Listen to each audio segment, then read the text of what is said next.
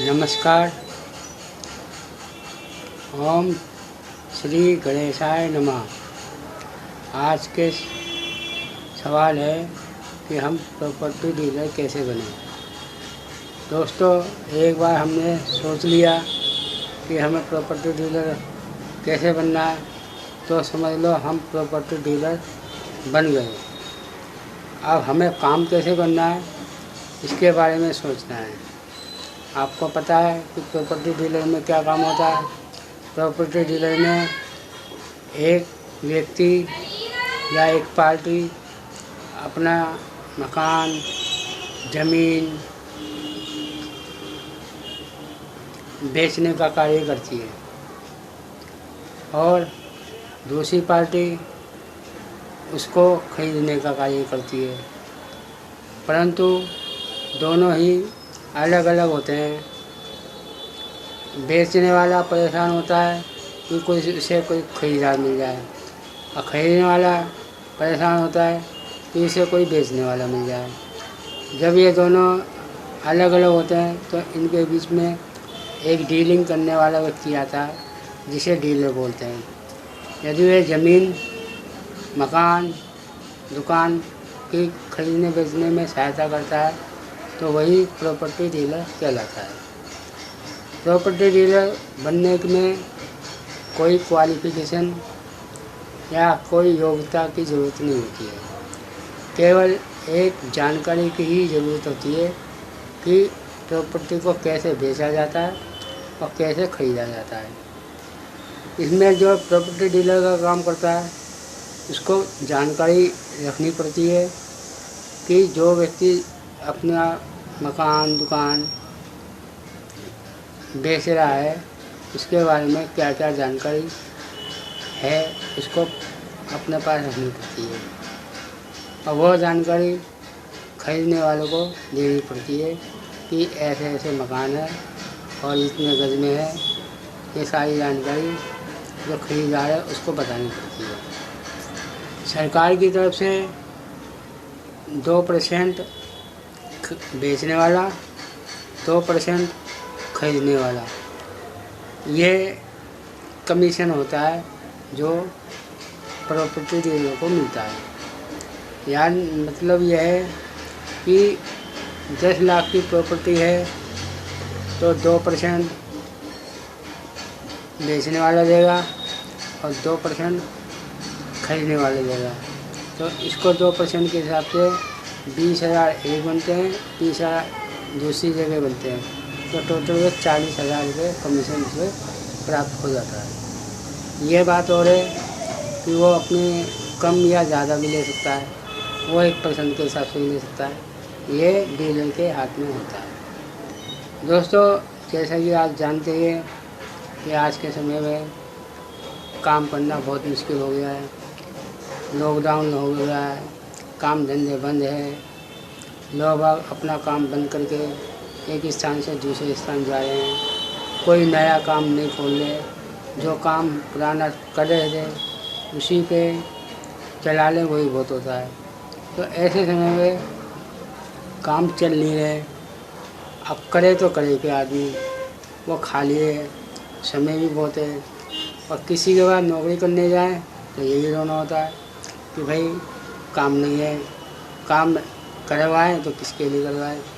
तो ऐसे समय में ये प्रॉपर्टी डीलर का काम अच्छा है और इसमें थोड़ी सी जानकारी ही में आप अच्छे पैसे कमा सकते हैं। तो हमें इस तरह का काम में कम मेहनत भी लगती है, लेकिन टाइम देना पड़ता है। इस काम को करने में हमें जो मैंने बताया कि इसका काम ये होता है, जानकारी इकट्ठा करना होगा, लेकिन हम अपनी जानकारी में क्या करें, हम कैसे बने प्रॉपर्टी डीलर। तो भाई सबसे पहले हमें एक अपना ऑफिस लेना पड़ेगा। क्योंकि एक ऑफिस हो जहाँ पे बेचने वाला भी आए, बैठे, बताए कि भाई हम प्रॉपर्टी बेच रहे हैं। दूसरा, खरीदने वाला भी आए, वो बताए कि भाई हमें प्रॉपर्टी चाहिए और हमें इस एरिया में चाहिए, तो वो बताएगा और अपना बजट भी बताएगा। कि भाई हमने हमारा बजट है 40 लाख का या 10 लाख का, इस तरह की बजट प्रॉपर्टी अगर कहीं है तो हमें बताएं, तो उसकी डीलिंग करवानी पड़ती है। तो ये तो प्रॉपर्टी डीलिंग जब हो कर सकता है जब वह अपने पास कोई ऑफिस खोल रखा हो। दूसरी बात, उसके पास एक रजिस्टर होना चाहिए जिसमें बेचने वाला अगर अपना मकान बेचता है या दुकान बेचता है या जगह बेचता है उसके बारे में वो लिख के रखे। कई बार ऐसा होता है कि प्रॉपर्टी बेचने वाला होता है वो बता के चला जाता है, थोड़े दिनों में भूल जाता है। तो एक रजिस्टर बनाना पड़ेगा कि उसके अंदर उसका फ़ोन नंबर, मकान बेच रहा है तो कितने गज का मकान बेच रहा है, कितने मंजिलों का बना हुआ है और क्या इसकी कीमत है, ये आपको रजिस्टर बनाना पड़ेगा। दूसरा, जो खरीदने आया है उसको बताना पड़ेगा। जब कोई प्रॉपर्टी बेचता है तो हमें एक दफ़े उसकी साइड पे जाकर देखना पड़ेगा कि भाई किस तरह का मकान है, कहीं मरम्मत करने का मैं तो काम नहीं है। अगर मान लो 20 लाख का मकान बेच रहा है लेकिन इसमें मरम्मत ज़्यादा हो रही है तो कम या ज़्यादा भी हो सकता है। तो ये सारी चीज़ें खरीदने वाले को बतानी पड़ती है। दूसरा ये होता है कि हमें वो कागज़ देखने की ज़रूरत होती है कि कागज़ हमें इस प्रकार देखना होता है कि वो कागज़ सही है या नहीं है। तो अगर मान लो कोई ज़मीन बेच रहा है तो हमें सबसे पहले देखना पड़ता है कि जो कागज़ बनाए गए हैं उसमें नाम किसका है। तो नाम मान लो इसने कहा भाई मेरी ज़मीन है, तो उसकी ज़मीन की जांच पड़ताल कैसे करें। तो आप इसके तहसीलदार के पास जाकर या कचहरी में जाकर, जहाँ पर इसका कार्यालय है वहाँ पर जाकर उससे डॉक्यूमेंट्स की फ़ोटोकॉपी लेके वहाँ से असली नाम निकाल सकते हैं। यदि मैच करे तो डीलिंग करवा दो, अगर मैच नहीं करे तो उस प्रॉपर्टी में हाथ डालने की कोई ज़रूरत नहीं है। तो ये फ्रॉड का काम हो जाता है। दूसरा, कई बार ऐसा होता है कि एक जॉइंट फैमिली में कोई प्रॉपर्टी बेचना चाहता है और कुछ बेचना नहीं चाहते। तो अगर जॉइंट फैमिली है और कोई डिस्ट्रीब्यूट हो जाता है तो ऐसे समय में एक साधारण डीलर को उसमें हाथ नहीं डालना चाहिए, क्योंकि तो जॉइंट फैमिली में कोई प्रॉपर्टी होती है, कोई कहीं रहता है कोई कहीं नहीं रहता है, लेकिन बंटवारा लिखित तौर पे नहीं होता। बस कह दिया भाई ये ज़मीन तेरी, इस जगह तू रह ले, उस जगह तू रह ले। ये घर में परिवार में होता है तो रहने लग जाता है।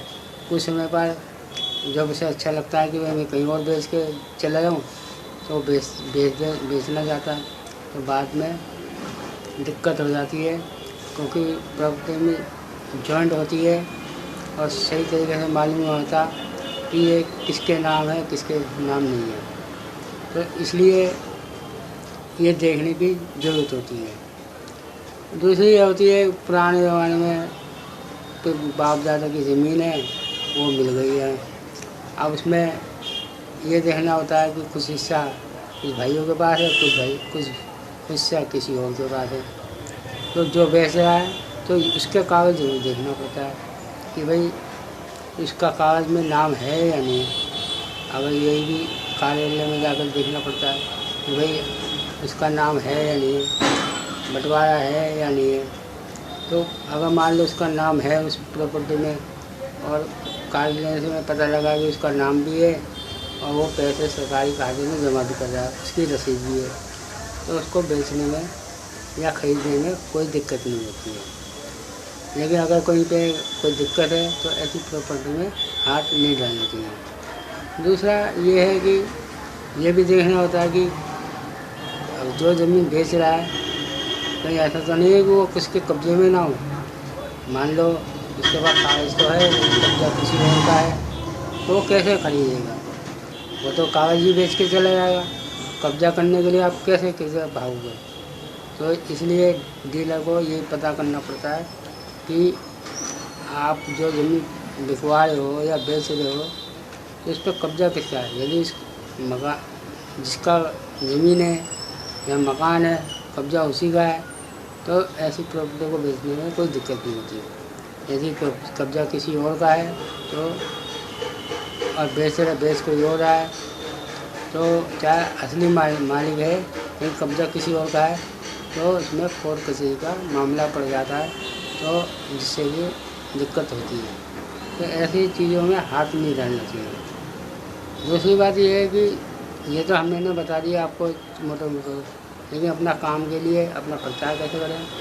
सबसे पहले आप अपना एक ऑफिस लेना, ऑफिस के साथ एक बैनर बनाना कि भाई फला नाम से ये प्रॉपर्टी डीलर है, एड्रेस ये है। अपना एक विजिटिंग कार्ड बनवाना, विजिटिंग कार्ड में दो और कुछ टाइम के लिए पर्चे छपवा लो अपने एरिया में बांटने के लिए गई यहाँ पर प्रॉपर्टी डीलर का काम होता है, जिससे कि आपका प्रचार भी हो जाएगा और आपके ऑफिस को लोग जानने लगेंगे। तो ये काम खुद ही तुम्हारे पास आने लगेगा और खुद ही आसानी से कर सकते हो। तो इसमें ज़्यादा तो मैं कहता नहीं कि आप साल के अंदर 2 से 5 लाख तक आसानी से कमा सकते हो। दूसरा ये है कि जैसे जैसे काम बढ़ने लगे, आपको समझ में आने लगे, तो आप क्या करें, इस अपने नाम का रजिस्टर करवा लें। रजिस्टर RERA के अंतर्गत रजिस्टर्ड होता है। इसमें आपको लाइसेंस मिलता है और लाइसेंस में कुछ फीस होती है। किसी राज्य में 10,000 भी होती है, किसी राज्य में 50,000 भी होती है, अलग अलग हिसाब से होता है। यदि जितना बड़ा काम करोगे उतनी बड़ी फीस जमा करनी पड़ती है लाइसेंस के लिए। लाइसेंस बनाने में जब आप ऑनलाइन जाओगे तो 1 महीने में आपको लाइसेंस मिल जाता है और फीस भरोगे तो इसमें बस में भरना क्या होता है, नाम भरना होता है, पैन नंबर भरना होता है और सारे किस कंपनी का अगर आप बेच दो वो इसका एड्रेस डालना पड़ता है, अपना घर का एड्रेस डालना पड़ता है बस, और फ़ोटो चाहिए होती है। ये सब लाइसेंस बनवाने के लिए चाहिए होते हैं।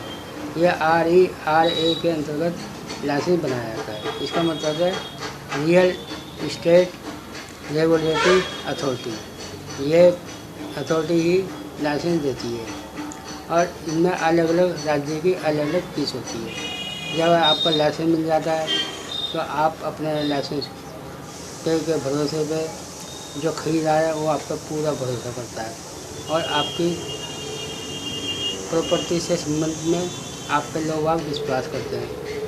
यदि आप कोई प्रॉपर्टी बेच रहे हैं और आप लाइसेंस शुदा व्यक्ति हैं, आपके पास लाइसेंस भी है और आपने कोई गलत जानकारी उपभोक्ता को दे दी या खरीदार को दे दी तो आपका लाइसेंस रद्द भी हो जाता है।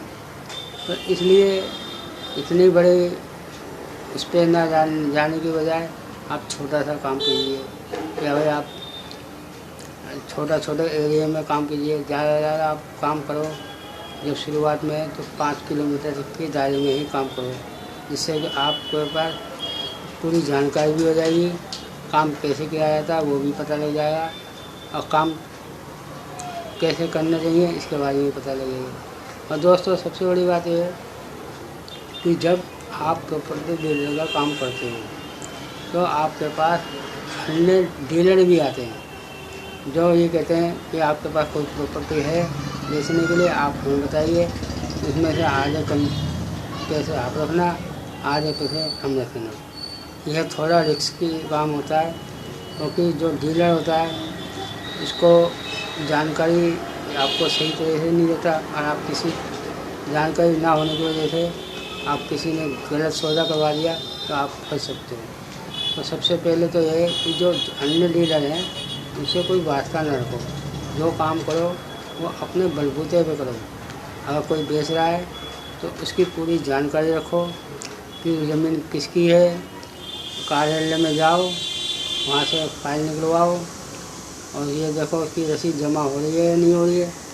दूसरा एक कब्जा उसका है या नहीं, अगर कब्जा है तो ठीक है और नहीं तो नहीं।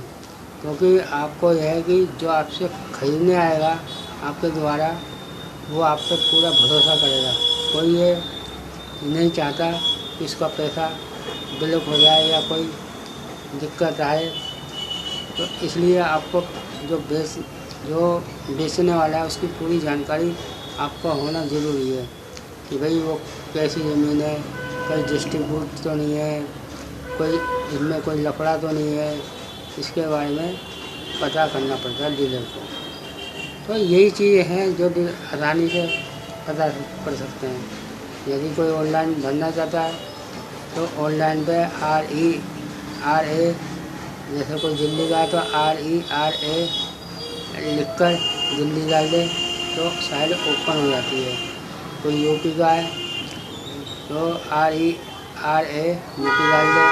कोई मध्य प्रदेश का है RERA मध्य प्रदेश या MP डाल दे तो शायद उसी राज्य की खुलती है जिसमें आपको लाइसेंस चाहिए। अब ये नहीं है कि दिल्ली का व्यक्ति मध्य प्रदेश में ज़मीन खरीदा है, बेच रहा है, तो लाइसेंस वहाँ के लिए अलग लेना पड़ेगा। दिल्ली वालों के लिए अलग, मध्य प्रदेश वालों के लिए अलग, क्योंकि ये काम जब भी हो सकता है जब वहाँ की अथॉरिटी को जानकारी मिलेगा। तो यही है, छोटी मोटी बातें हैं जो प्रॉपर्टी डीलर बनने में काम आती है और बाकी कोई ज़्यादा बड़ी बात नहीं है। इस काम को कोई भी व्यक्ति आसानी से कर सकता है। बस ये है कि थोड़ी सी जानकारी रखें जो बताइए कि नंबर है कि ज़मीन में कब्जा किसका है, ज़मीन किसके नाम है, उसका कार्यालय में उसका असली नाम है या रसीद जमा हो रही है नहीं हो रही है, इसके बारे में पता है, और कब्जा किसके हक में है और कितने की ज़मीन बेच रहा है। और कोई डिस्ट्रीब्यूट है उसके बारे में पता लगे, भाई डिस्ट्रीब्यूट तो नहीं है, अगर परिवार में डिस्ट्रीब्यूट है या परिवार जॉइंट फैमिली है तो ऐसे समय में वो ज़मीन ना खरीदे तो ना बेचे, क्योंकि इसमें कभी भी लफड़ा हो सकता है। तो कहेगा भाई मैंने ये ज़मीन बेचना नहीं चाहता था, मेरे भाई ने बेच दी, हम तो दूसरी ज़मीन इसको देना चाहते थे, ये ज़मीन हमारे लिए काम के लिए है, तो भाई ने इस्तेमाल करने की थी तो कुछ कहते नहीं थे, ये बेच रहा है तो हम ये बेचने नहीं देंगे। तो ये सारी छोटी मोटी दिक्कतें आ जाती हैं, तो ऐसे काम में नहीं पड़ना चाहिए। अतः ये आपको वीडियो अच्छा लगे तो लाइक कीजिए और शेयर कीजिए, अपने दोस्तों को ज़रूर बताएं कि प्रॉपर्टी का काम कितनी आसानी से कर सकता है, क्योंकि इसमें कोई योग्यता की ज़रूरत नहीं है, ना उम्र की ज़रूरत है, बस थोड़ी सी जानकारी की ज़रूरत है और थोड़ा सा प्रचार करने की ज़रूरत है। तो आप प्रचार कर दीजिए, 4 आदमी जानने लगे, वो आपका हाथ पास खुद ही आएंगे, भाई मुझे अपना मकान बेच रहा है या ज़मीन बेच रहा है, कितने का है कितने का नहीं है, वो खुद ही बताएंगे। आप एक डायरी बना लीजिए या रजिस्टर बना लीजिए और बेचने वाले को बता दीजिए, उसको बताइए, आपको 2% कमीशन आपको बैठे बैठाए मिल जाएगा। और अधिक जानकारी के लिए आपको कचहरी जाना पड़ेगा कागज बनवाने के लिए, तो उनके साथ जा सकते हो। जो गवाह चाहिए होती है, जो गवाह होने चाहिए वो खुद ही कर लेते हैं। भाई आप तो कहोगे भाई आप 2 गवाह उधर से ले, तो 2 गवाह के सामने कागज बन जाते हैं, वकील ले लेता है, जो फीस लगती है वो खुद ही देते हैं। अपना कमीशन जो है 2 लाख का बना तो 20,000 वो लेगा, 20,000 वो लेगा, आपका कोई ख़त्म हो जाता है, आप अपने घर आ जाते हैं, वो खरीद के जैसे कि उसे चले जाते हैं, बात ख़त्म। एक छोटा सा काम है, कोई भी प्रॉपर्टी डीलर का काम कर सकता है। तो ये वीडियो आपको अच्छा लगे लाइक कीजिए, शेयर कीजिए और अपने दोस्तों को ज़रूर बताइए और सब्सक्राइब ज़रूर कीजिए, क्योंकि मेरे और वीडियो हैं जो इसी प्रकार से कमाने के या जानकारी से संबंधित हैं। जो आपको जानकारी मिलेगी वो अच्छी मिलेगी, आपके फ़ायदेमंद के लिए होगी। इसलिए आपका वीडियो देखने के लिए बहुत बहुत धन्यवाद।